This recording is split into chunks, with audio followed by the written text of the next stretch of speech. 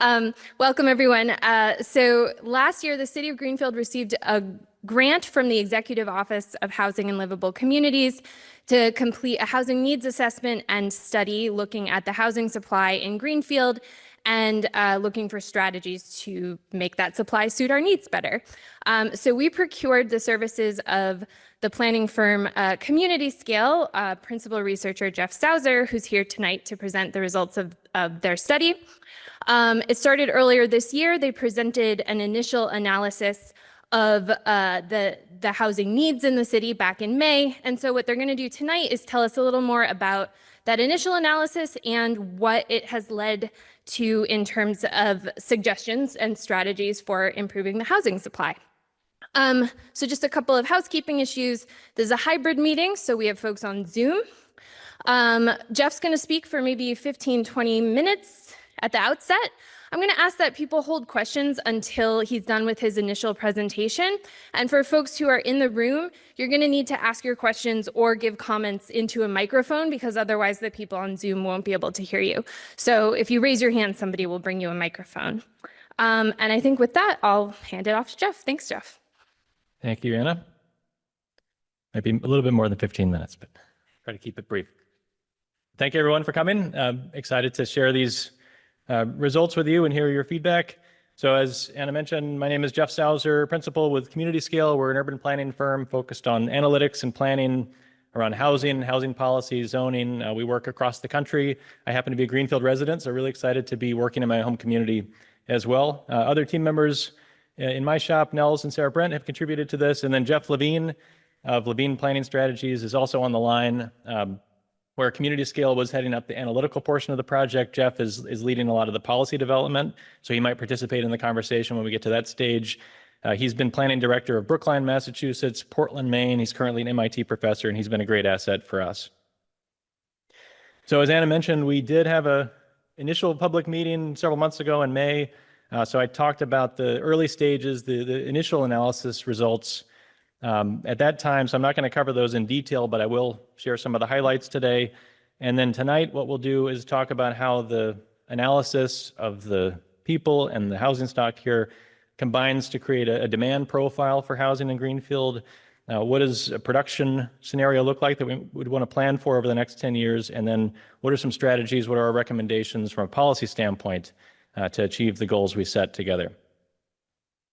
So before we get into the numbers, just a primer on some of the terminology that we'll use so everyone is on the same page about what we mean by certain terms. So attainable housing, attainable, affordable, those are kind of synonymous. We use the word attainable because it refers to being able to attain the housing that's right for you, regardless of your income. It's relevant at the lower incomes and the higher incomes. Can you find a housing option that meets your needs and your income? So your wages, your household earnings and income, those really factor into what you can attain. Affordable has a definition. So we use the word cost burden, which is a technical term for you're spending more than 30% of your income on a monthly basis on your housing costs. So if we want, ideally people are spending less than that. Ideally people are not cost burden. So that's part of balancing the housing supply to meet the income capabilities of the community. And then housing costs is more than just the rent and the mortgage. It also factors in things like property tax, utilities, insurance. It's the full basic costs of your housing unit. All that comes together into that 30% calculation. This is all based on benchmarked against what we call the area median income. So that's a number that's set by HUD, the federal government. It's based on a region in the context of a place like Greenfield, and it's just kind of what's the median there? What's the middle of the middle income to plan around? And then we use terms like low income to refer to households that are earning 80% or below of that number. Higher income is 120% of that AMI number. That median income, middle income is often described as 80 to 120%. So those are the strata we're talking about. In this plan, we're considering 6 different levels. So you can just see that tabulated to get a feel for at each of those different AMI levels. What income are we talking about? The household income. What does that translate to into a rent that household income can afford, or a purchase price for a home based on current tax rates and mortgage rates? And how many households in Greenfield are earning that level or fitting into that AMI bracket presently? So you'll see those numbers a lot. Another thing to just set the table with is what is the city's role in housing production? The city can influence certain things and can't do other things. So in broad strokes, the city can regulate housing and land use. So especially around things like zoning, building codes, code enforcement. There's permitting oversight that the city leads. So reviewing and approving new development proposals and construction progress. Long-range planning, so the Economic Development Department is involved in that. That's the comprehensive plan that we talk about. That's why we're talking about a 10-year horizon and not just what we need to do tomorrow. So that is the city's role in setting goals for the long-term future. Grant administration is a really important one. The city can write grants that can benefit the community in various ways, support housing, as we'll talk about later. And then economic development more broadly. So promoting Greenfield to employers, to investors, to developers. The city's in a great position to promote those things. So kind of to draw the line between what can and can't be done by the city can convene a community conversation like this one, get people talking to each other and collaborating, modify those regulations, leverage local funding streams. We'll talk about those later. Create incentives. There's certain guardrails around that, but incentivize development through partnership with developers, leverage grant funding, make use of city-owned property that might be underutilized today, and create other rules, again, as long as they're consistent with state laws, local rules that can again, promote housing production in various ways. The city can't go out and just build a bunch of housing all by itself, can't change regulations unilaterally in most cases without support from certain bodies or the council within the community, can't change the mortgage rate, can't change fundamental market forces, and there are certain funding streams that aren't possible given state constraints. So there's certain taxes, for example, we can't just start levying just because we think it's a good idea here. All right, so with that in mind, I want to just cover a couple of the key takeaways from the previous presentation. These are some of the data points that are, I think, particularly influential in governing our strategies moving forward, some of the headlines in what we found analyzing Greenfield. So one important thing is Greenfield is aging rapidly. So the 65 plus population is projected to increase by 30% over the next decade. And in fact, all other age groups are projected to get smaller. The 65 plus is the only one projected to grow. And this is a lot of these projections are based on trends extended. So looking backward several years, if we were to take those trajectories forward, this is where we would be. It's not inevitable that we go this way. Policy can bend these curves and influence these outcomes. But this one is kind of irrefutable. The community is getting older. We need to take that into account as we plan for housing moving forward. We noticed a conspicuous gap, as we called it, in the workforce, the middle class housing, the number of people that are earning between 80 and 120% AMI. So what this graph is telling us, I know it's detailed and small, but the main takeaway is that many of the jobs we consider that essential workforce, that service sector, that police officer, that teacher, that municipal employee, it goes down the list. Many of those folks in Franklin County are earning in that 80 to 100%, 120% AMI level. And I think many communities would like to be able to house the people that work in those communities too. So is there enough housing to support that middle class, that working class in Greenfield? And we'll find that there is not. Cost burden, as we talked about, is a significant issue here and everywhere else in the country, of course. No surprise at the lower income. So at the top of the chart, we see more red. That means there's more people who are cost burdened and more people that are severely cost burdened. So if you're just cost burdened, you're spending over 30% of your income on housing. If you're severely cost burdened, you're spending over 50% of your income on housing. So that obviously is a major issue for folks at the lower end of the income spectrum. Cost burden is an issue across the board, but particularly pronounced down at those lower incomes. And it affects homeowners and renters alike in Greenfield. When we look at the housing stock, there's the ownership stock and the rental stock is not created equal. So on the ownership side, most of the units are single family homes.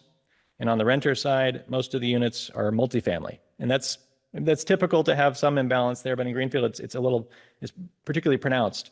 So that means there aren't that many smaller condos, for example, for ownership. There aren't that many single family homes for rent. So if you are in the position to buy, you have a limited set of options. If you're in the position to rent, you have a differently limited set of options. So that's something to consider trying to balance moving forward. And then bedroom count is another important consideration when thinking about how suitable the housing stock is for the population that lives here.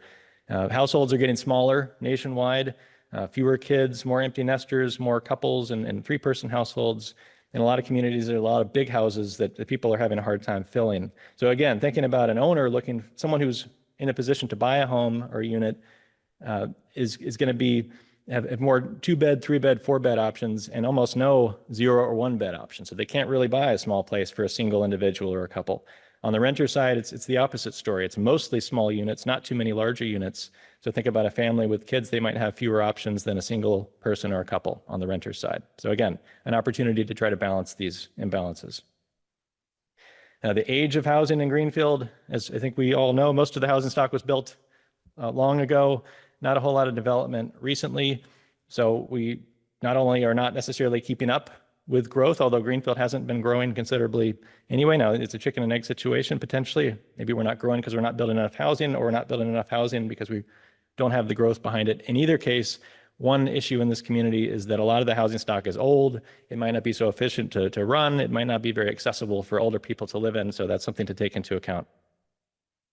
When we think about pricing, and this is again a story nationwide, prices have been going up more quickly over recent years than before. So here we're thinking about home sale prices. So on the top, we're looking at typical listing prices, home values today. For single family, it's at about $330,000. This is maybe the median. For a condo ownership unit, it's $260,000.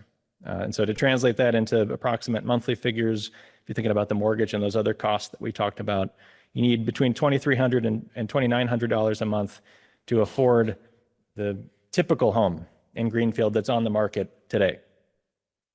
The chart on the bottom tells us how much money people are spending on a monthly basis for the homes they live in today. Most of these people didn't buy their homes today, so they have a lot of equity, they got a better mortgage rate, they've refinanced. Taking all that into account, about 70% of Greenfield homeowners pay less than $2,900, which is the going rate for a new home. So just think about someone who might be in an older home, wants to change homes. They're paying a smaller amount now. They might not be able to find something they can afford on their current income in this community. That's a primary driver of displacement in situations like this. So when we compare the median home price to what's affordable to the median income, what we see is there's a significant gap. So the affordable number is what the median income, this is a slightly different number than the HUD number we talked about. It's just the median income of people in Franklin County.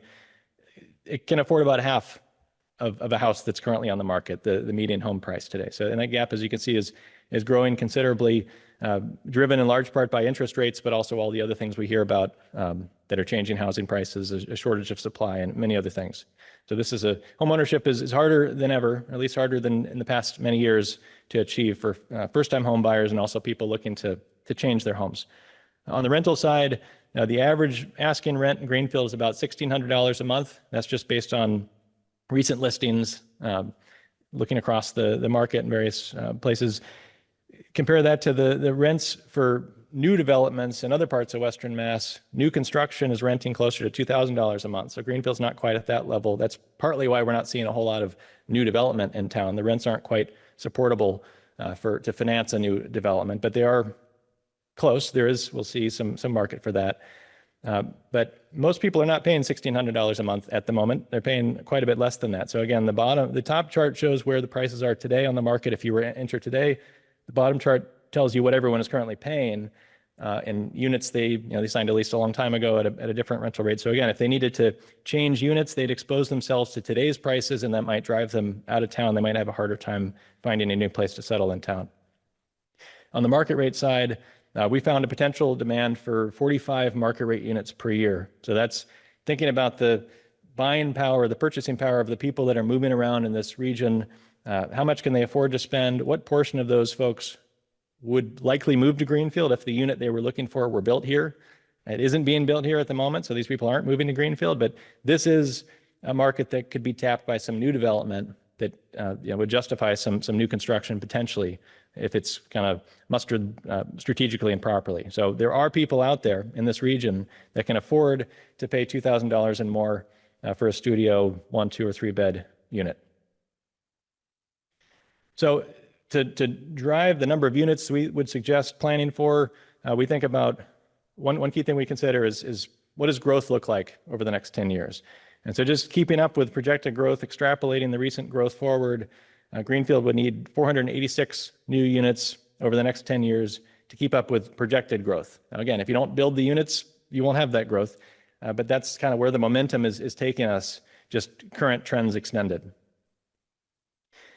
As I mentioned, there hasn't been a whole lot of development, a lot of new housing built in Greenfield over the past several years, but there is a lot in the pipeline. And so this is just a tabulation of all the projects that we're aware of working with the city that are at various stages of planning and permitting. It does add up to about 200 units all told. Many of them, most of them, concentrated around downtown, and a number of these, maybe most of them, are at affordable rents, tapping funding streams that can make those rents lower. So the pace of housing development is starting to increase for sure in Greenfield.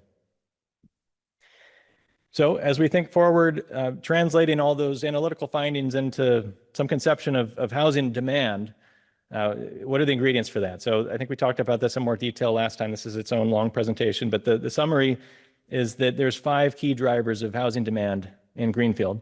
Now, one of them is attainability gaps. So all the people that currently live in a unit that they cannot technically afford, that they're cost burdened, what would you need to build for them so they could move into a unit they could afford? So that's much of the graph on the right translate these demands into different income levels. The top are the lower incomes and the bottom are the higher incomes. Potential downsizers is another one we hear a lot about. So that just refers to older folks. Often it's people who had kids who moved away. They're now in a home that is bigger than they need. There are more and more of these couples and singles, 65 plus, who might not want to live in a big house anymore, might not be able to live in a big house, and might be looking for something smaller, something more accessible.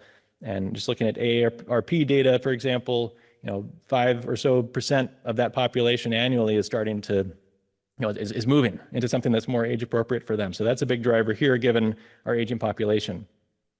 Organic growth, just picking up where we left off, the trends extended. The people that are already coming to town across the income spectrum is driving future demand. Thinking about that workforce, how many people work here in that middle class income level that would like to live here if they could? How many people at that level would we like to be able to accommodate if we could? And then market rate housing, how much of the new construction, which tends to cost more, could we support based on the demand that's out there? So what we have to do now is translate. So you see the chart here, there's fatter bars up at the top at the lower incomes. The demand does tend to be concentrated there. It's also in the middle, but we have to translate that through what is feasible over the next 10 years. So think about the demand as just a snapshot in time. This is the full demand picture. Forget about how many years we're talking about. Just for the next 100 years, this is what we need to build. Let's think about the next 10 years now, because we have to make incremental steps and policy choices to start on that trajectory. So over the next 10 years, considering the funding streams that are out there, the development capacity we have at different income levels and product types, we think Greenfield should plan for 475 to 800 new units over the next 10 years, in addition to the 200 or so that are already in the pipeline. So this number starts to get at that demand. There's a deep demand everywhere for a lot of housing. This is an achievable increment over a decade. It does require some ambition, some organization, some new policies to get there, but it does feel doable. So this is where we landed with the city as a target to aim for. And then the chart on the bottom right breaks that down in terms of the development entities we would expect to participate in this development. So again, each of these types of entities has limitations on what they can build. Private developers can't build below 30% AMI housing. They just can't do it. It won't ever make sense financially. Housing authorities specialize in that income level. So if you have all the partners together at the table, you can cover all the different income levels in a coordinated way and get to that number. So this is showing you the distribution of what we think would be an achievable income mix, cost mix for those units over time. And you will see a significant number at the 30 to 60% level. Part of that is because federal subsidies, LIHTC, low-income housing tax credits, is a major producer, one of the only producers of housing at the 60 or so percent AMI. Greenfield's well positioned to get more of that. It's getting more of that now. So that can really drive some affordable housing. That's really important to not lose sight of. And then finally, we break it down by bedroom count too, ownership, rental. So like we talked about before, what is the mix that's most responsive to the makeup of these households moving forward. How many bedrooms are they going to be needing? Do they want to own? Do they want to rent? What is the distribution there? This relates to the charts we showed before. This would help you balance the unit mix more towards a mix that is reflective of the household compositions we see here. The fewer kids, older people across the board. So I think this is something that will help inform new development. It doesn't have to be exactly this formula, but this could suggest the trend we should be moving towards in new development to try to balance the housing stock more towards what's appropriate for the households we expect to see moving here over the next 10 years. So with that, we can answer questions about that analysis at the end too, but I want to do a quick run through the recommendations from the plan as well.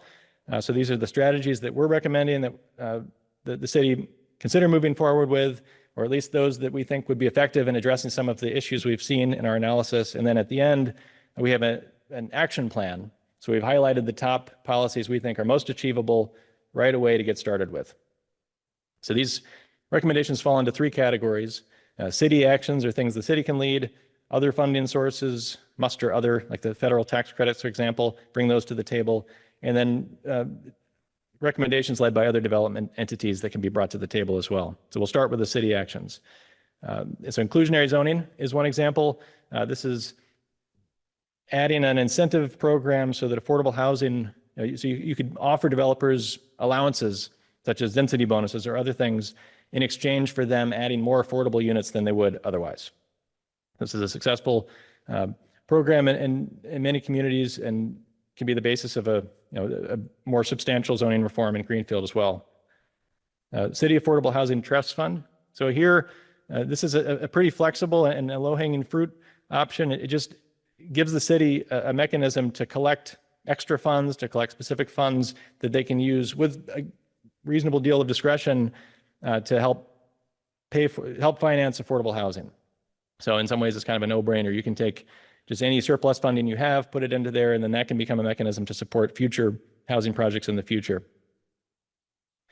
CPA funding. So if you're familiar with this, the Community Preservation Act, basically the community has been taxing itself a little bit extra to create a fund, not unlike the trust fund I just talked about, that it can use for a number of different purposes. Housing is one of the things those funds can be used for. We would suggest maximizing how much the city spends of that CPA budget annually on housing projects because it has been catalyzing some meaningful housing development in this community. CDBG and home funds. So the community gets an allocation of this funding. Greenfield is a mini entitlement recipient, so it does have an opportunity to get this funding from the federal government, which is passed through the state. So there's some limitations on how this can be used, but it can be utilized to rehabilitate housing, to make housing more accessible. There are a number of different ways this can be aimed towards different housing problems to chip away at the problem. And so the city should dedicate more of this funding towards specific housing production opportunities. Zoning amendments. So zoning is the most powerful way that the city can influence housing development. So we really dug into that one. There's a number of different strategies we would recommend considering there. I'll go through them. ADUs. So we know this is something that's been discussed a lot in this community. If you want ADUs to happen, you need to remove the barriers to ADU production. So for example, as you may know, the state has passed legislation recently that is dictating how communities can and can't regulate ADUs. I think the guidance on that hasn't come out yet, and we should wait to see how that shakes out to some degree. But our general recommendation is that communities should be proactive and get ahead of these mandates, because these mandates are happening in lots of states across the country, and shape a policy that works for this community. Be proactive with that. So if you want to see more ADUs, remove restrictions such as owner occupancy requirements, remove off-street parking requirements, ease the special permit requirements for detached ADUs. These are all the regulatory hurdles that slow down ADU production. In my experience, working in other places, there's already many structural reasons why ADUs are not happening. I don't think that the floodgates would open with these because they cost a lot of money to build. They're complicated to develop. A lot of times the homeowner is managing that construction. I mean, most communities are not seeing very many of these get built. So the guidance would be remove the barriers, let the economics be the regulator, see how it goes. You can always pull back. You can always change the rules back again. but we're not seeing too many of them right now. So if you want to see more, remove the barriers. Other zoning constraints that can regulate, can slow down housing production, can limit density, setbacks, minimum lot sizes, parking requirements. These all just reduce the amount of the lot you can use for housing. They reduce the scale of the housing you can build. So they're all potential levers we can pull to make housing easier to build, within limits. So we're not trying to overwhelm the neighborhood context with a new project, but there might be opportunities to tweak the rules to unlock a little bit more housing development without compromising too much of the neighborhood character. So for example, let cars park in tandem, so one in front of the other, instead of having to have separate parking stalls. Just think about the amount of lot area that would save. Remove or reduce off-street parking requirements when there's plenty of open on-street parking or public parking available. And leverage, we have public parking lots, we have transportation assets, we have transit, we have bike lanes. These are all ways to reduce the need for excessive parking requirements that can constrain the development capacity of a given parcel. Multifamily housing, so this can be large or small scale. These are some images on High Street of some smaller scale multifamily apartments or condos. There's a lot of restrictions around multifamily housing in Greenfield, so those could be eased. We listed as many as we could come up with. It's not by right in very many districts, so make multifamily housing by right in the districts where you feel it's appropriate. Let the building code dictate how big the buildings are. There's some rules about how close the buildings can be together. They have to be 40 feet apart or more. There's no building code reason for that, so let them be as close as they need to be, and let the fire department dictate how far apart they need to be, unless it compromises the neighborhood character in some other way. Same is true for the number of units accessible by certain entrances. That doesn't really have a bearing on the design of these buildings. Let the building code dictate that. The minimum lot area per unit requirement can be kind of an arbitrary regulator. We should just regulate the building's massing by the frontages, the heights, and not, so for example, if two lots are exactly the same from the perspective of the street, but one happens to be deeper than the other, the deeper lot can accommodate more units than the shallower lot. That might or might not make any sense. We should just regulate the aspects of the building's massing that we care about, that influence the character of the design. And there might be opportunities to go taller, especially in downtown. The current limit might not be enough to incentivize, for example, some of the new developers that are looking for new places to build. I alluded to density bonuses. So here, it doesn't have to just be for housing development, but affordable housing, but it could be. But when developers are offering things we want, community benefits that we want to see, we could trade that for allowing them to build a little bit more. And that's not to give them a handout. Sometimes that's just to make a project feasible where it wasn't before. So what we're trying to do is right size the regulations so that the developers can do something instead of nothing, but that they do it in such a way that it's consistent with what we want, and we're getting community benefit out of it too. Now, one thing to note about density bonuses, it might not be enough to add 10% or so. Jeff Levine on the phone was working in Portland, Maine. They added a 250% density bonus in certain cases. That was what it took to get the pro forma to work, to get the building large enough so it could actually be built, so it could actually be financed. Not saying that that's the number we need here, but we might need to think outside the box around what incentives will get those projects over the line, get them financeable in the right locations. Special permits. So we should just make sure we're subjecting things to special permit that we want to control through that process versus, so there's by right development, which means you can just, if you're building within the zoning, you can just build whatever the zoning says. Sometimes there's certain allowances that you have to get a special permit for. And that's just to make sure that if you're going to bend the rules a little bit, you do it in a way that the city is happy with. And then there's variances, zoning changes, where you're really going outside the rules. You really need to change some things. There are different mechanisms to regulate those. We need to make sure they're done in a way that's consistent with what we want to see and not over-regulating where it isn't necessary. Tax increment financing is a mechanism to utilize some of the future tax revenues from a new development to pay for some of the infrastructure necessary to make it happen in the first place. It doesn't reduce the tax rolls. That project will always pay the same amount to the city, but some of the extra tax that on its new assessment after it's built will get funneled back into financing some of the infrastructure work that was needed to get it done in the first place. This is something that's been explored in the past in Greenfield. It's not on our short list of action items, but always something to keep considering in case it does make sense in the future. Public land it can be a great resource for housing development. You can offer it for free for $1 to developers that can really make projects financeable. When I say that, I just mean you can make it so they can actually make enough money to justify the project. And when you give the developer the land, you can set the terms too. So you can make sure that you're getting what you want out of that development in exchange for their right to take the city land, to buy the city land at a discount. Public-private partnerships is just a more general way of describing working together collaboratively with developers. There are many ways to do this as you have an imagination for. Some ideas could be for the city to make some proactive investments or support, for example, conversion of upper floors downtown into housing. That's not as simple as you might think. There's a lot of code upgrades that are necessary, elevators that need to be installed. Those very quickly make those projects too expensive for the landowners to work with. So there are examples of cities that can help make some of those infrastructure investments, so then the developer, the building owner, can add that housing that wasn't really possible before. Underutilized property, underutilized parking lots that are privately owned could be good development sites the city could work together with the owners on. Proactively extending infrastructure or enlarging infrastructure, upgrading infrastructure to or within sites where we would want to see some new development. That's often a big hurdle for developers. So we can make sites more shovel ready. So when the developer enters the picture, the project is more streamlined. Every time you make it easier for the developer can pass on those savings to the tenants or the owners of the property moving forward, make it more affordable.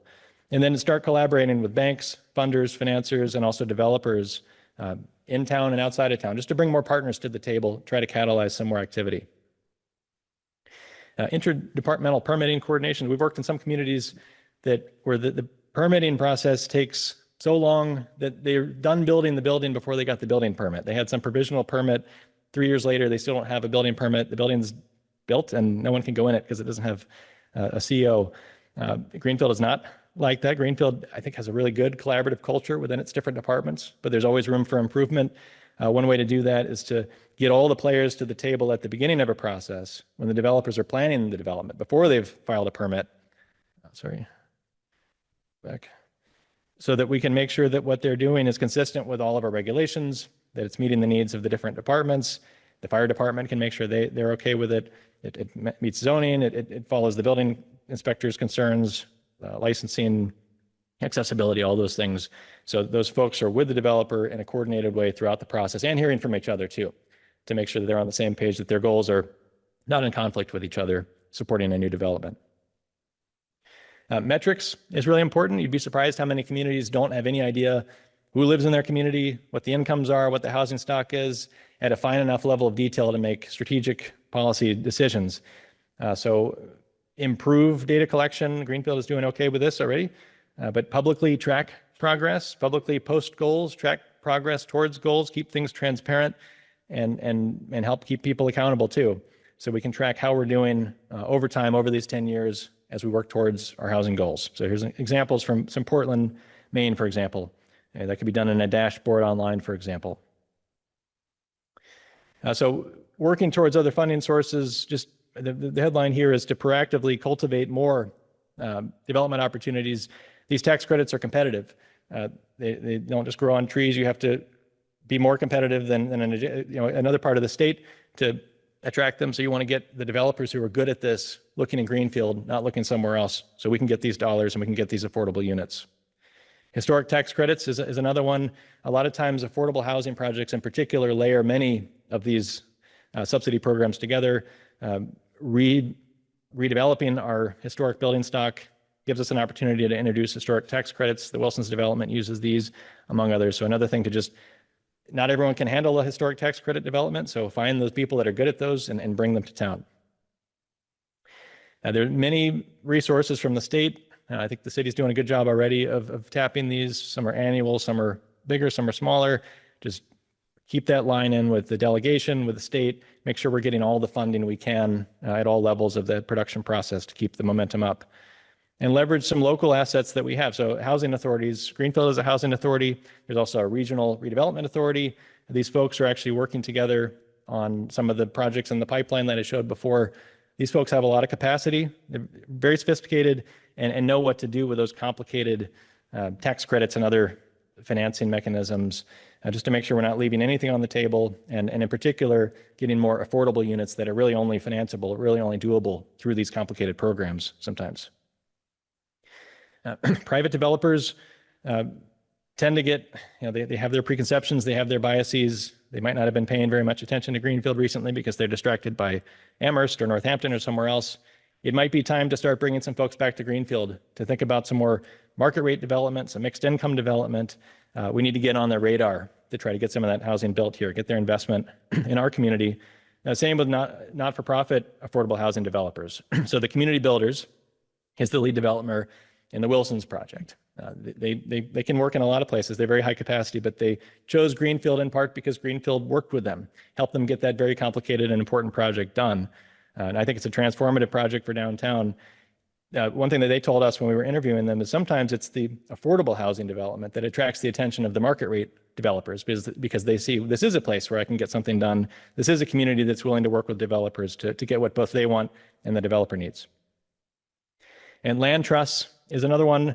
So this is just dedicating land for permanent affordability is one use of it, so that you can extend. In some cases, the land trust owns land, and then they lease it to people who build houses on it at a very low rate, basically to underwrite part of the cost of that housing so it can be offered at a much lower rate. And there are ways to make these permanently affordable. There are some in the community already, some in planning.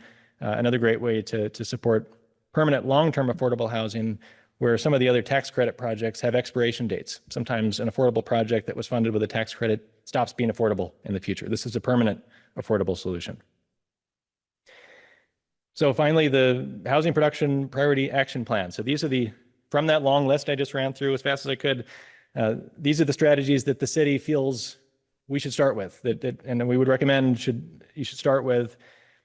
You can make moves on them right away. It's not to say the others aren't important, but these might be the nearer term, high impact strategies to keep the ball rolling, to accelerate some development momentum, and add some housing at all levels. So revising zoning is an important one, including the ADU ordinance specifically, and inclusionary zoning, density bonuses. Think about incentives that we can build into the zoning code.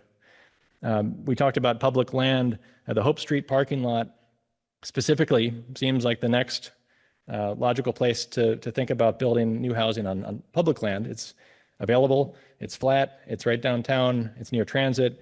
I think it's got good dimensions. So consider making that site more shovel ready so that a developer can work with that and reduce the cost of the units that would be prepared there.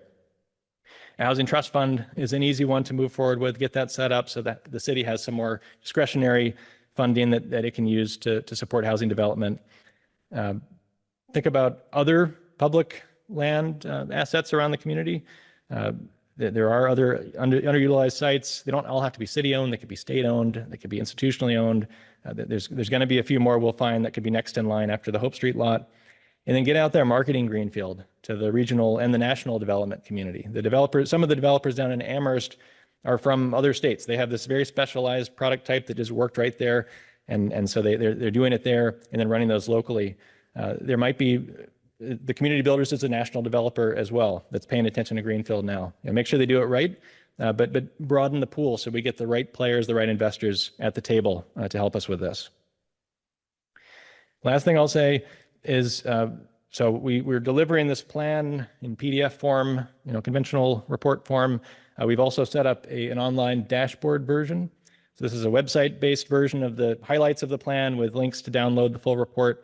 We're also adding some progress tracker functionality. So it's the first step towards adding some public-facing metrics the city can promote just to help everyone follow along with how we're doing towards meeting these housing goals. A little bit more than 15 minutes. Sorry about that, but oh, sure. All these are linked from the city's website as well.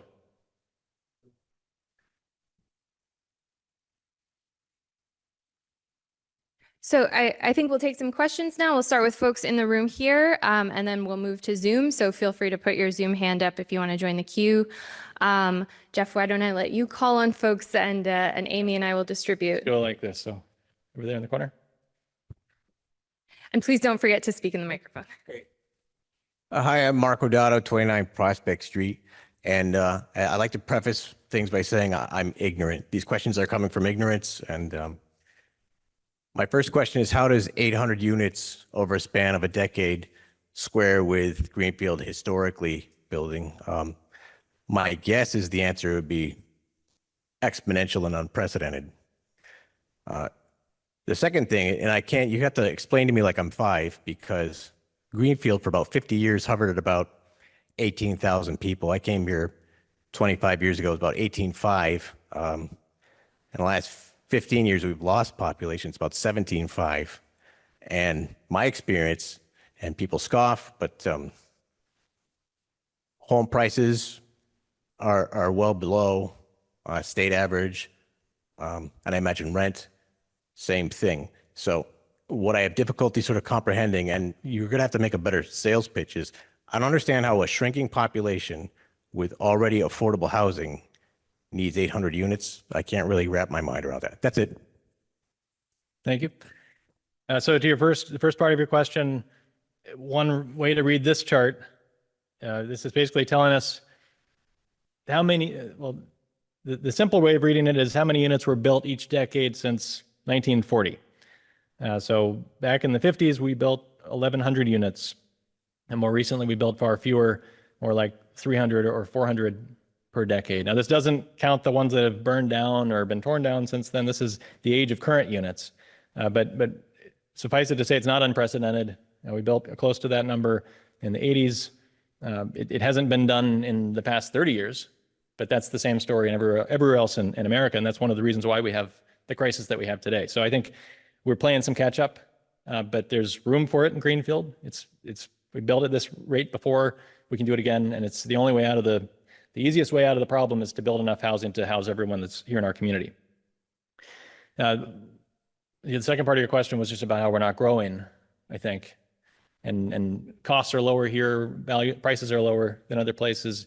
I mean, some of that is a self-fulfilling prophecy. If you don't build, you don't grow. And so if we had built housing at that rate, we would have been growing at that rate because we're going to fill the housing we build. There's more than enough demand.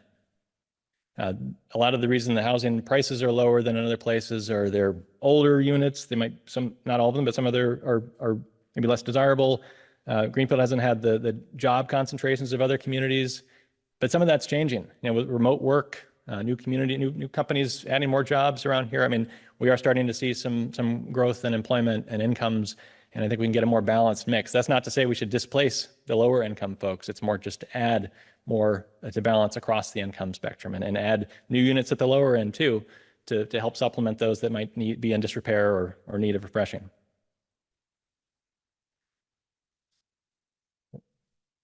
The back row there. I'm just kind of making my way right to left. Good evening. For many of you that don't know me, I'm an advocate for people with disabilities. I am well known in Montague. I work with local and state officials on any number of issues. With the Dignity Alliance of Massachusetts group, we just passed the housing bond bill. I would like to know, what is the average income of Greenfield? And how many fully accessible apartments for our aging society under the criteria of Mass Office on Disability? And those accessible apartments would include, and not limited to, handicap parking, accessible bathroom, washer and dryer in the units, an extra bedroom for staff or family and friends to help on a regular basis. And we have a growing aging society, and I truly believe that Greenfield, Montague, entire Franklin County needs more than 2,000 units. I have spoken regarding the Farron lot. I have spoken regarding the Irving Housing Forum, and I'm really here to explain that under the regulations, there's only requirement of 5% fully accessible units, and that does not meet our aging needs in our community. And also, many people are on Social Security. The average income is $1,500 a month. So they can't afford $1,600 rent. In the proposed units at the Wilson's lot, I don't know the size, the dimension, or whether they're fully accessible for our aging society. That's a lot of information, and if you want to further have a conversation with me, feel free. I've also submitted my comments to the City of Greenfield regarding this matter. Thank you. Thank you. A couple of responses. One thing is to point out that the 100% AMI that we use as the basis for a lot of this analysis is set by HUD. It refers to the median income roughly in Franklin County overall. The median income in so that's $93,100. Now, the median income in Greenfield is more like $58,000. So it's definitely a poorer community compared to the region and compared to the way certain policymakers look at affordability in this community. You asked about, do we know how many units are fully accessible? I don't think any community knows how many they have it, but more should, because that's an important metric to keep track of. And 5%, I would imagine more than 5% of the population is in need of accessible accommodations, probably much more. So those are great points. I mean, we've worked in communities where one of the issues, like you've said, is can you get nurses into the space? Can you get equipment into the space to take care of special needs? And that's rarely considered by developers without them being required to do that. So that's something to definitely keep on the radar. And then around the deep affordability, as we might call it, the people making the $1,200 or $1,500 a month, that's a tough one, because no private developer can make that rent work in their development. You need those public programs to create that housing. So we would just say maximize the production of those to the extent possible and start to chip away at it. But that's a huge need that, it's going to be hard to meet.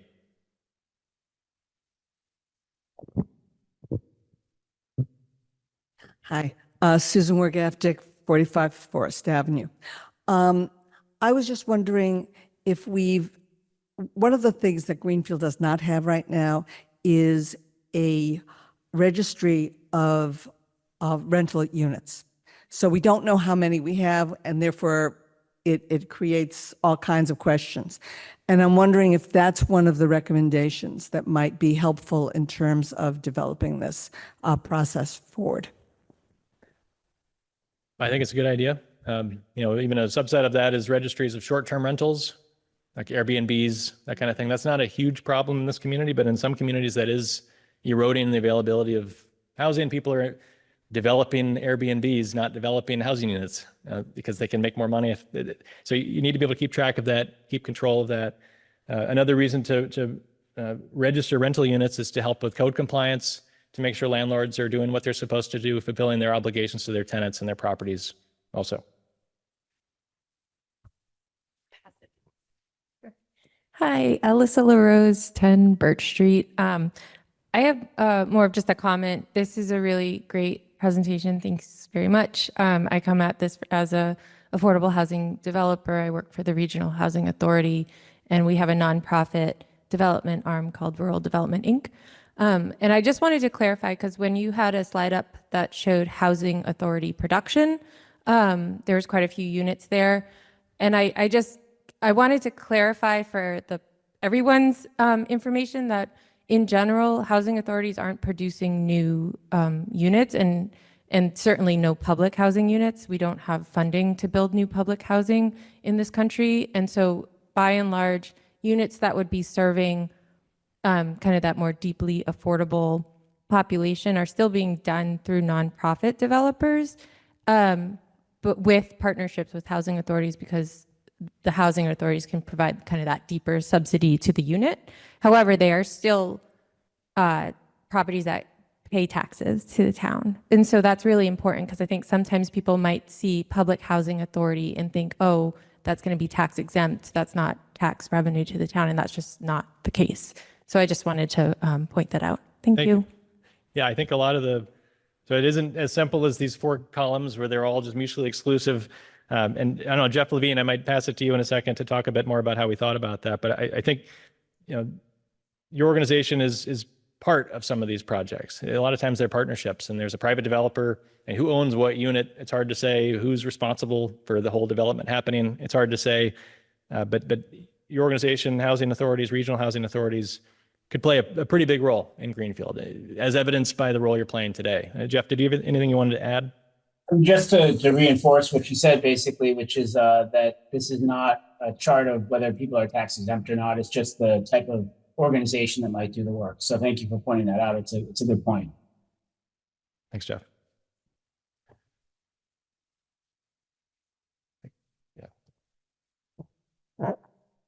Hi, Stephanie Gale, 11 Abbott Street. I was just a little bit new to this, and I came for the presentation because I've been involved in the community in the past, and the sociologist in me was thinking about, how many folks are living in single earner households, and back to I think it was Betty maybe commented about people on fixed incomes. Looking at that, how many people do we have in Greenfield that are single earning households versus multi-earning households? Because that can really impact, somebody's ability to afford housing. And also I want to comment about like mixed units housing, having, low income housing with market rate housing. I seen in Northampton, I believe it was Wayfinders and maybe Community Builders together. They opened a unit, I believe it was in 2017 or 18, that had mixed units. I'm not sure how that's gone, but they've, have a community center. They have resources for folks that need it. And, they had this grand vision of folks low income and market rate living together. And I thought that was a great model to have. Sure. Well, the sociologist in you is correct. We've been involved in a past life with larger scale public housing redevelopments that go from taking a concentration of poverty to a mixed income community, because among other things, that leads to better outcomes for the kids in those communities. It's also a good way to, sometimes you can what's called cross subsidize the housing. So if you add a market rate unit, the developer can make a little bit more money off of that. So then they can afford to charge a little bit less for that unit. So it's another way to kind of get a balance within the unit. And so this chart just compares one earner and two earner households. I mean, it's pretty simple math. In this case, we're just take the occupational salary and double it if you have two people earning that, but it's dramatically different. You go from being 140% AMI to 75% AMI. I mean, very significant difference in what you can afford. Some households have 3+ earners because everyone's got to work to make rent work. So it's a major consideration. Your income is not just your salary, it's all the resources you can bring to bear to pay for housing. One other thing to say, there are some developers and folks in this community now doing this, but it's not just one household in one unit. It's either a rental unit or a ownership unit. It's either low income or not low income. There's all sorts of other permutations that might make more sense for different kinds of people, and you can mix and match who lives in that. So one example is to have a multifamily property where one of the residents gets either reduced cost or free housing in exchange for being the property manager and putting their skills to use. And they're low income, they can't afford to pay the full rent, but they can contribute in other ways, and you can make that work. So, I mean, getting creative with the zoning and how we're permitting some of these buildings to accommodate that kind of thing is something that I think is on the table and is already being done in this community.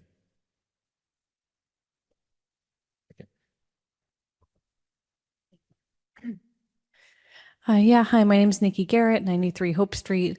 My question was, I think I just wanted some clarification on where the number of units that need to be generated came from.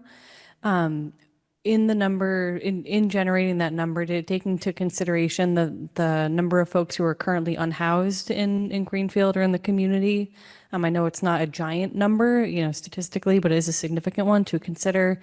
And then I was also curious about whether it included, was this number under the assumption that all current units would stay online, recognizing that many houses are older, they need repairs, they might go offline and no longer be livable? So some clarification to where those numbers came from. Thank you. Sure. The second one is easier to answer. There's just a rule of thumb. So I think we said 486 units to accommodate growth. That's more than the number of households we would expect to see. There is just a background replacement rate that communities need to keep in mind, because houses burn down, they need to be rehabilitated, they get changed over time. So So there is just a maintenance. It's not, we don't have it in this plan. It's more, Portland, Oregon, for example, adds a factor for a correction for just the chronic underproduction of housing over the past generation. It's like, and we also have to always build 5% more to just catch up, because catching up is important. So some of that is factored in here, not that full catch up number, but we are thinking about that. And then you asked about unhoused folks. And so here with the development pipeline, I mean, we do have count. That's another thing. It's just hard to keep track of who those folks are, where they are, what their needs are. There are annual counts. There are many service providers in town that help those folks. In the development pipeline, there are some shelter beds that we are counting as part of that pipeline number. So that is a part of the housing mix today and moving forward. But those are harder to develop. They're kind of on their own. They're their own development typology with their own players that know how to deliver those. Thank you very much. Nora LeQuere, 424 Davis Street, and my partner Rod Burrell, who's with the U.S. Postal Service. He couldn't be here tonight. He's been there 14 years. He wanted to ask about what are we doing about vacant, abandoned housing, bank-owned property, absentee landlords, et cetera. What is being done or can be done to return this stock to use? Mitigating issues of disrepair, squatting through safety, health enforcement, possible renovation, incentives, grants, low interest loans, et cetera. Great, thank you, Nora. Thank Thank you, Rod. So I think the city does have some standard ways that they deal with that when they get control of the property. So if the city can take the property or it's totally abandoned, and there are developers in this community that do take those in receivership, redevelop them and sell them back to the community. That's one mechanism. Making it financially feasible to do something with that property is a good way to make it get developed. So if the zoning doesn't allow something to happen there because it's too restrictive, then no one's incentivized to do anything with it, and it might just sit there and continue to degrade until it's so cheap that you can do something with it. So it comes out at auction for, and that's a tactic that's used throughout the country.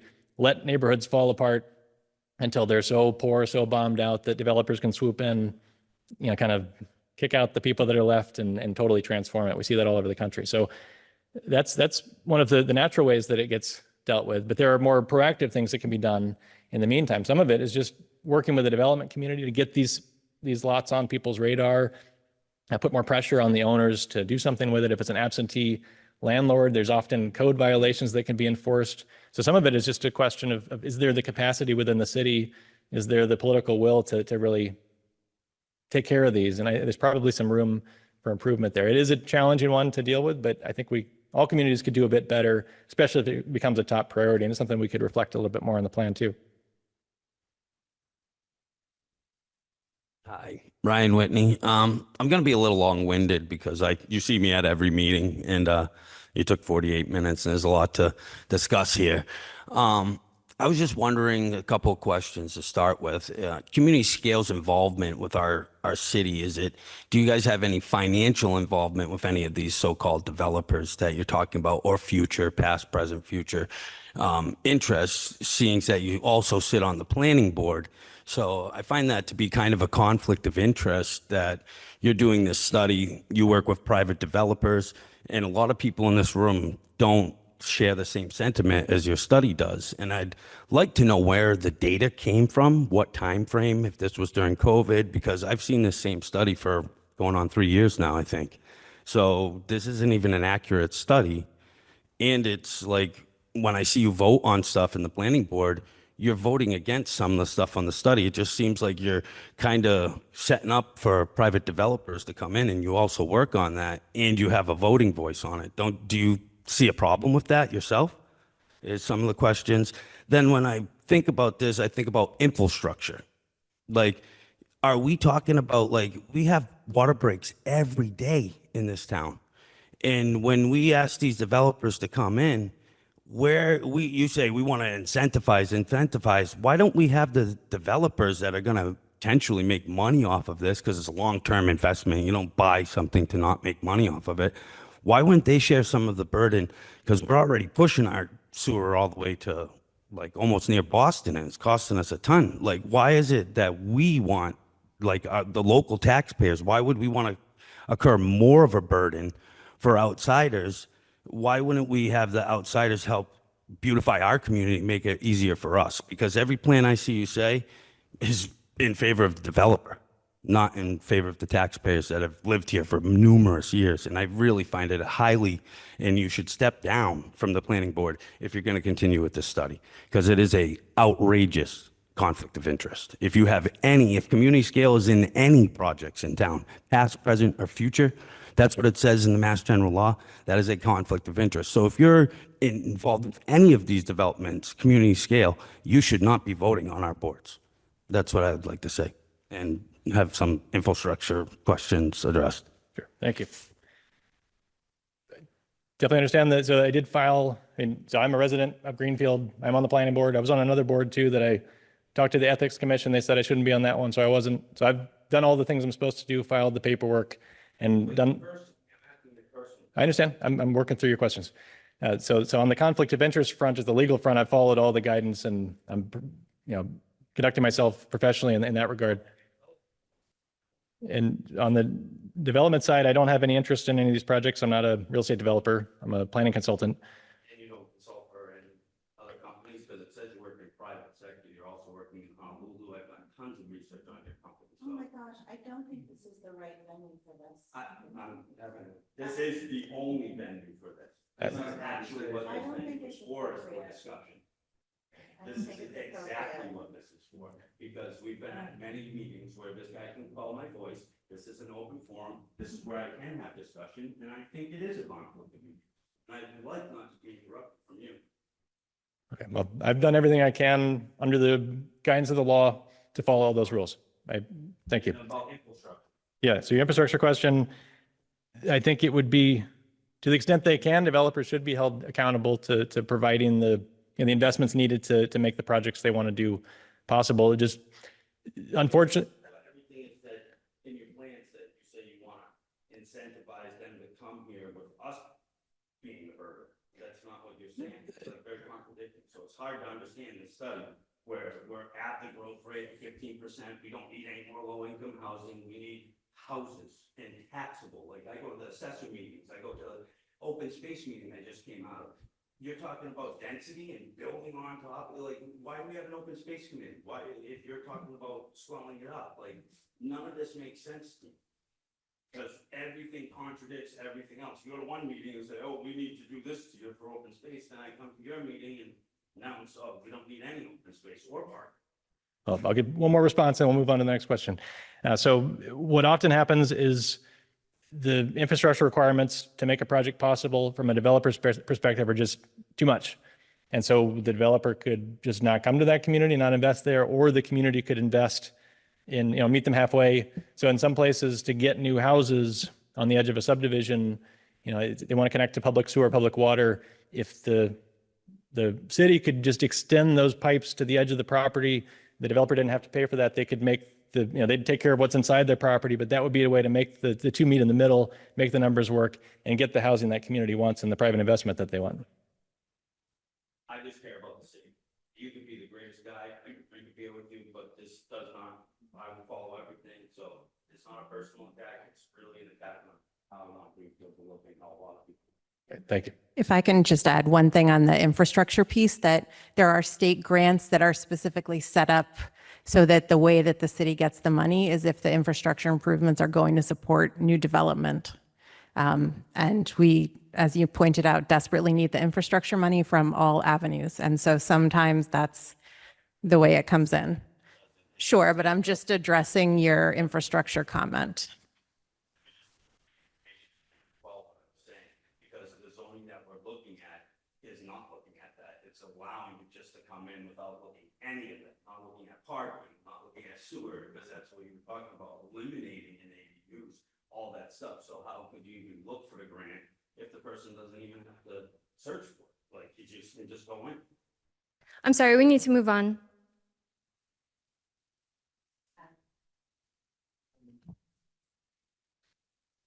Yes, Al Norman.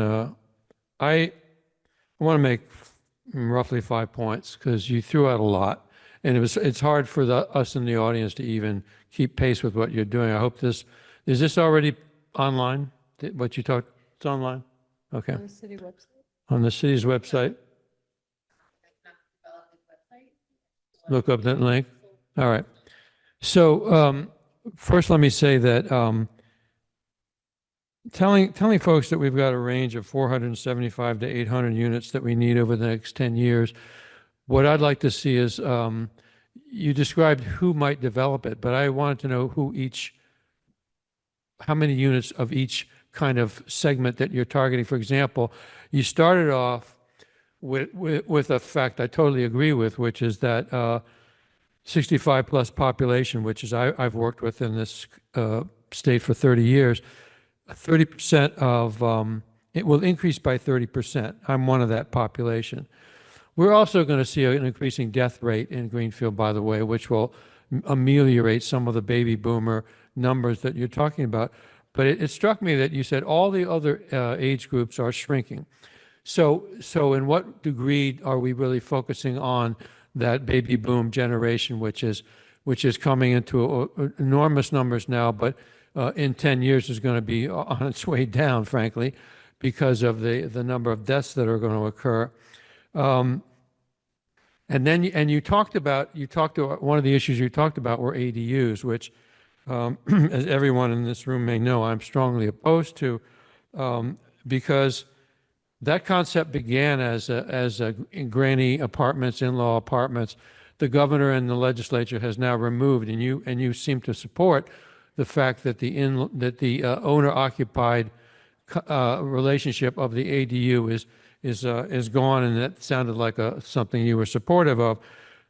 I'm bothered by all this because I'm thinking of the people that are now going to take advantage of the new ADU situation, which will be landlords, many of them not from the area, who will be able to buy a let's say a single family Victorian, create it into 3 units now, because we can allow 3 units in a Victorian if you do it right, plus an ADU in the backyard.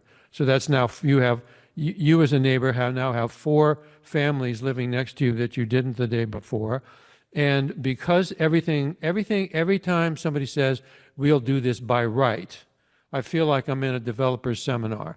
I'm not in a housing seminar anymore. I'm in a developer's seminar, because when you do things by right, you also disenfranchise the neighbors. That the reason we have special permits in many of our zoning code, for example, in 2020, I convinced the city council that we should have special permits for one type of ADU detached, because that's very different than an internal or something that's located as part of an expansion.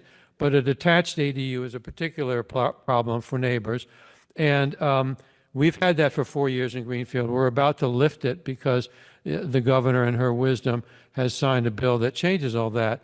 But I'm really troubled by the expansion. I think this is related to what Ryan was saying. The expansion of the decrease of special permitting, which allows a community to take a deeper dive into projects that come before it that could be problematic, and a move towards everything by right, which is in effect a weakening of the entire zoning code. Because if you're going to do everything by right, you don't need a zoning code at all. So I just want to say that I agree with you that the reason we're not going to see many ADUs in Greenfield is for an entirely different reason. The one that you stated about the cost is too expensive to build. I'm going to be writing about that next week, because that is the crux of the problem here. Greenfield was a booming economy in the 1950s after World War II because we had factories running 3 shifts a day. The reason why a housing study can't be presented in isolation to the economic impact of what's happening in this community is we have suffered enormously in this community from the overdevelopment of retail resources that have come in nationally. And the developers who are coming in are national developers. They're from New York, they're from Connecticut, they're not from here. They're not developers who have money here. They're the ones that are trying to take 40, 50 acres at a shot to create something that will actually export dollars out of our community and leave us with the kind of low-wage, non-livable wage jobs that mean that we have people who cannot develop these ADUs. I don't know who we think are going to, build these ADUs, but they will not be local people. They will not be locally owned. They'll become rental units. So that whole concept for me, is a very troublesome concept. And secondly, I mentioned my problem with by right and what it means to neighbors. And as someone who lives in a neighborhood, I am concerned about the loss of by right. I have the only single family home on my corner.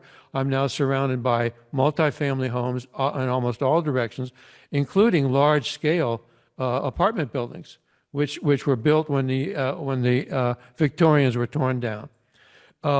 And the other thing that has been mentioned already in other venues is the financial impact of all of this on Greenfield. To say that we develop 475 to 800 units. Well, if you went out and told people that's over a 10-year period, people, so calm down, because it's a very different thing to have people in this community going out and saying, we need to swallow 800 new units. But if it's 80 a year, that's a very different thing. They leave off the 10-year time frame that you're looking at. 47 units doesn't sound as intimidating a year versus 475 over 10 years. So I think we should be clear about that. How attainable is this? And what are the fiscal costs to sewer, to water, to education? We've got to see, as part of this whole report, what's not necessarily burdened on you, but when we bring this to planning boards, what is the financial impact of trying to see this town, which has had shrinking population?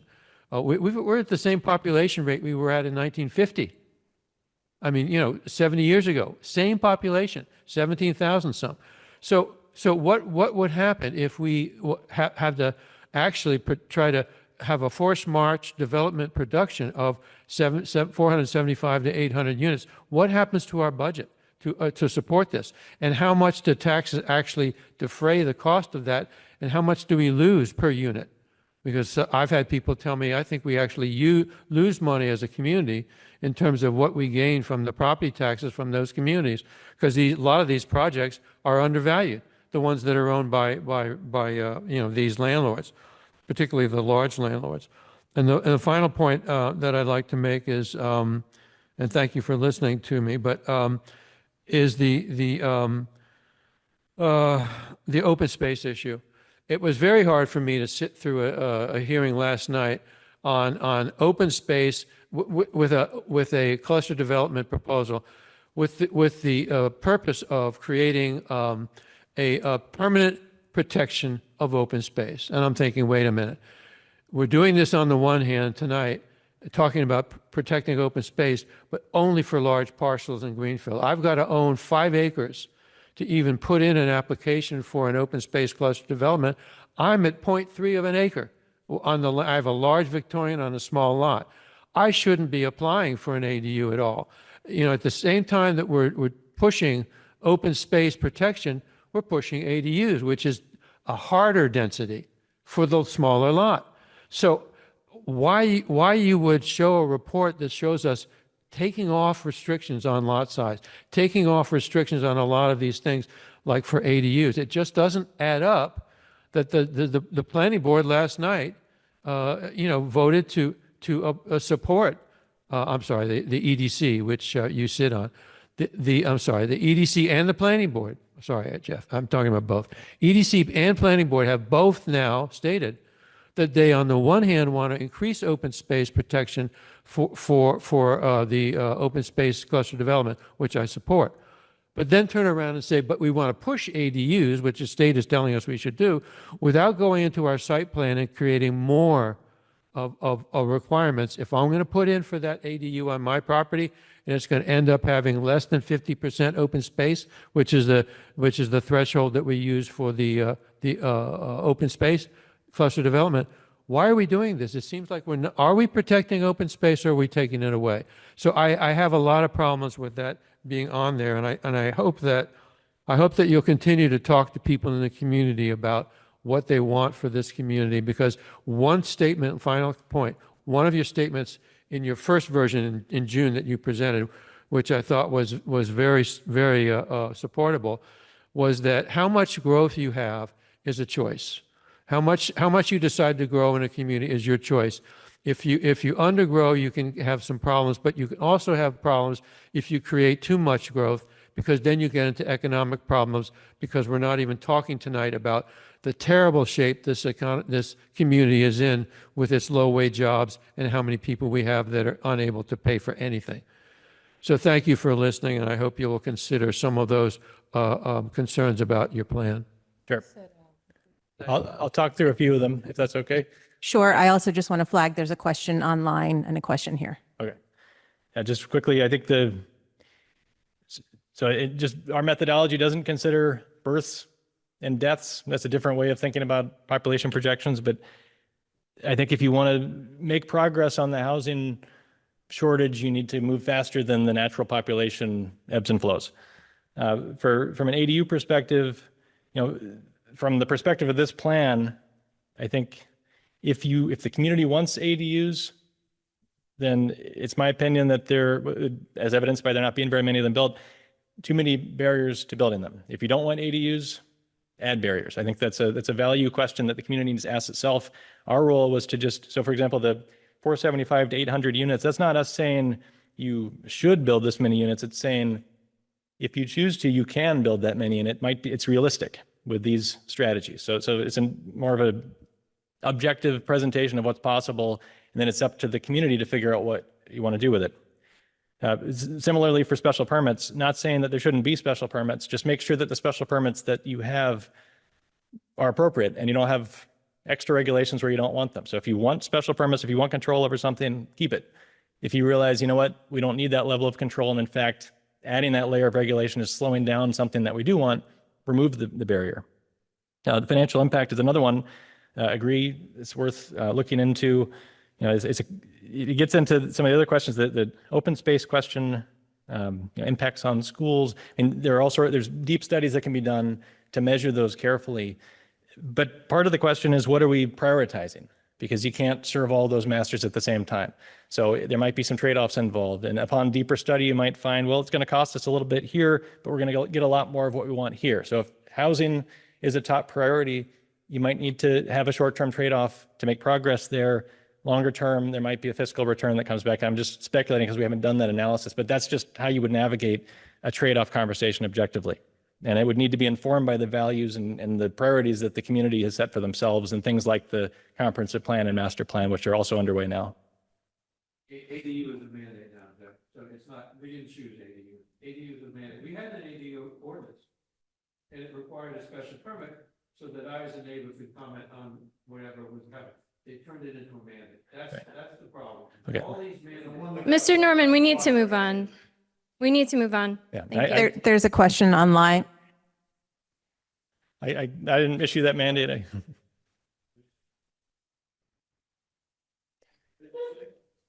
Can we go to the question online, John Anhalt?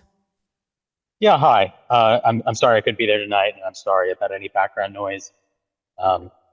I do have young kids, so I am in that demographic, and right, lots of commitments. So, we discussed ADUs at the last meeting as well. Is it right if I ask questions in a series instead of a long list? The first one would be, is there any evidence, because I was not able to find any, that there is kind of a commercial industry in developers going into town, into remote towns and building ADUs? Are you going to go through all your questions first, or you want me to go answer that one now? I can speak to that one. I did actually look into that because that's a question that's come up before. I would not say there's a lot of evidence of that. There is some, at least rumors of it, in cities like Los Angeles, Portland, Oregon, Austin, Texas, places with extremely strong housing markets where that's where you can make money doing that. I don't anticipate that happening here just because of if you compare the strength of our market to the strength of those markets, it's unlikely that a developer could make money doing that given what it costs to build an ADU. And Jeff, I might pass it to you too for anything else here, but the other consideration is you can take the brakes off of a regulation, you can put the brakes back on too. So if it's going in a direction you don't like, you can come back and make a modification. But at the moment, we're not seeing very many of them. So it might be time to take the brakes off if you want to see more of them as a community. Jeff, did you have anything else to add on that ADU question? Yeah, I think the only thing that I would add is what there is a little bit of a market in is technical assistance for homeowners who might want to add an ADU, but don't know where to get started. There are people who help with that. But I've never heard of any indications that there are people going into markets broadly, maybe in very specific, very strong markets like San Francisco, but certainly not on a broad scale. It's not something that's easily monetized. It's just too hard to do. Right, and Jeff works all over New England, so we haven't seen that at the moment. Next question, John. All right. Yeah, thank you. Are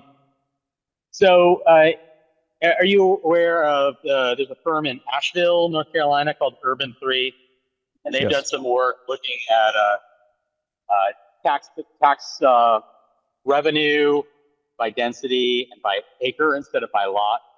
And maybe you could speak to that a little bit. That might help answer the question about whether building this housing, what effect that might have on the tax rolls. Over. Jeff, I might let you try that one first too, if you can. Sure. I'm not familiar with their specific work, but I have done a lot of work on fiscal impact analysis of housing and read a lot more than I've done. And generally, the fiscal impact of new housing development is usually positive, except in very specific circumstances. For example, in a community where your existing school buildings are all totally full and you're going to need to build a new school building, or there's some very specific fixed cost like that needs to be upgraded. Usually the marginal costs of property tax revenue exceed the marginal expenses of the new housing. And just incidentally, new housing tends to have a lot fewer kids than existing housing, which I'm not 100% sure I have my head around why, but that seems to show up consistently in the data.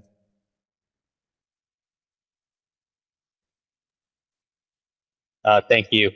I heard somebody say disenfranchisement, and in another forum the other day, I heard somebody say it's unconstitutional to have zoning by right. Could you expand on that? I don't think there's a constitutional right for neighbors to determine what is built on somebody's property. I might ask if we move on to the next question, just because we're running short on time and there's someone else in the room, and I think this is a question that could go on for a little while. Sure, thank you.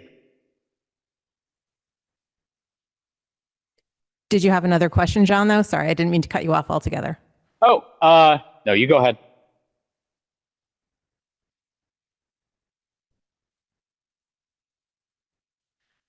My name is Joan. I live on Maple Street. I've lived there since August of 1999.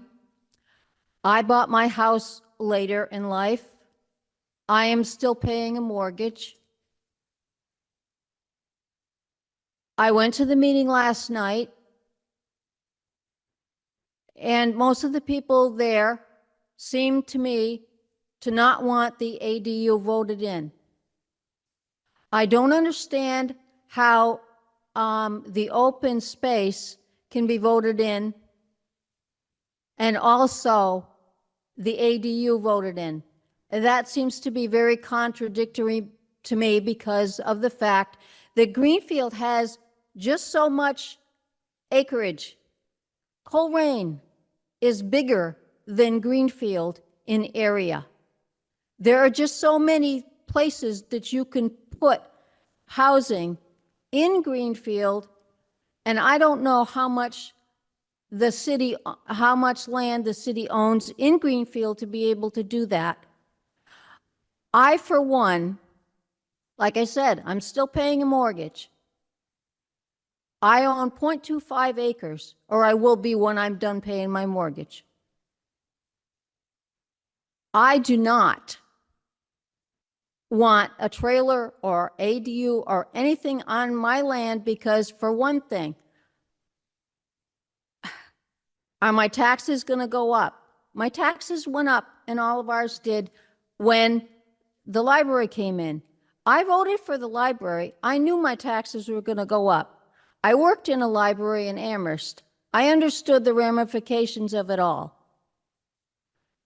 I do not want to be paying more in taxes to have some other dwelling on my land. I do not want to pay a higher electric bill. Right now, the delivery charge on electric bill has been more than what I pay in electricity, my usage. Right. I do not want to pay more water and sewer. I do not want to pay more in insurance to make sure that these people that may be on my land are going to be protected. My rates are going to go up if that happens, I'm sure. I do not understand, you said that, if I get the terminology right, you said it's a short-term trade-off. I'm afraid that the short-term trade-off is going to create more homeless people in this town, in this city, because of the fact I'm on a fixed income. I retired 2 years ago. I cannot afford any more anything going up. We pay a lot in, we pay a lot for clothes, we pay a lot for groceries, we pay a lot for a lot of things. I am very much opposed to an ADU. Please tell me why open space voted in and ADU voted in are not contradictory. Thank you. Sure. Just to clarify, I think no one can build an ADU on your property if you don't want them to, because it's your property. But no one can build an ADU on your property if you don't want them to. I wasn't quite clear if that's what you were suggesting might be possible. Okay. So an ADU is if you own a piece of property and you can choose to build that ADU or not. If you don't want to have an ADU on your property, you don't have to have one. So they'll have their own electric hookup. You won't have to pay their bill. So if that's a misconception, this is a private landowner can build an ADU on their own site, but you can't build it on someone else's site if they don't want it. It wasn't a misconception. What it was, nobody explained it. Okay, well, I hope that clears it up. Another thing, I mean, this gets into some macroeconomics that are hard to, there's evidence that if you build more housing in a community, you can take pressure off the low-income housing stock, because especially if there's not very much higher cost housing, more people who want to live in that place are competing for the middle cost housing and the lower cost housing. So in some cases, if you build more higher cost housing that's more in keeping with some people's incomes who can afford it, they can move into those units and take a little bit of competitive pressure off the lower income units. Now, there's other headwinds to that too, but I think that's been measured specifically as one result of adding more housing at higher income levels. So it's not true that adding more housing will necessarily make everyone's housing costs go up. It could help stabilize the picture too, to the extent that it redistributes the competition a little bit away from just those lower cost units, if that makes sense.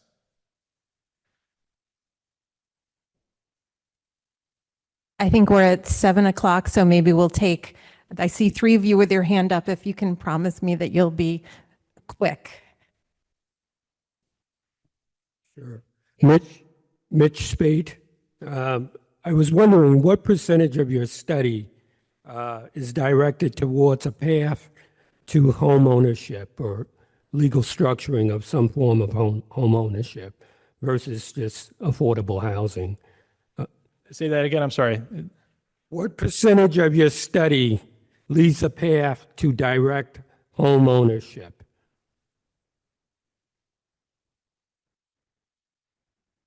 I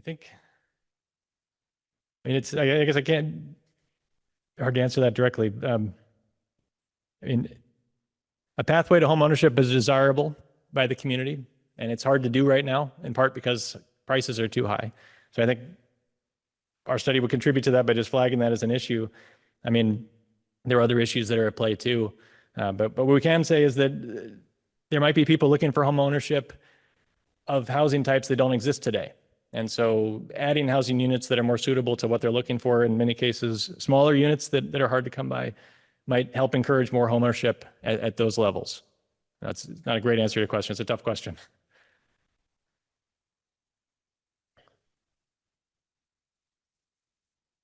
Hello, John Garrett. I live on Hope Street.